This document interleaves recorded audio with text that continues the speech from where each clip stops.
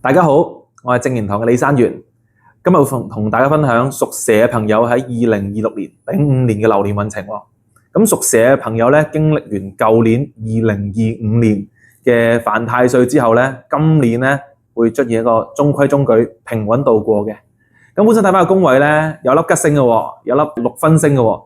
祿分星顧名思義咧，就係容易受祿啦，受嘉許啦，咁所以喺工作上咧特別容易受到上司嘅垂青，亦都容易升職加薪，絕對係一粒好星嚟嘅。亦都容易咧工作積極啊，做嘢得心應手嘅。咁但係另外啦，亦都有空星入咗去，亡神啦、病符星啦，同樣入咗去同一個宮位當中嘅。咁容易好多嘅小病小痛啊，特別要留意下啲手腳啊、關節啊，會唔會係反反覆覆啊咁樣。咁所以總括嚟講咧，屬蛇嘅朋友咧，事業上有進步，但係咧容易俾病痛去纏繞嘅。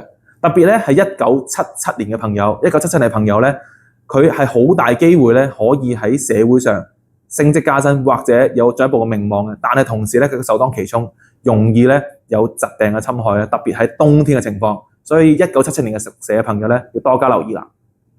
如果大家想知道咧自己所屬嘅生肖嘅流年運程嘅話咧，歡迎 PM 我哋會盡力解答大家。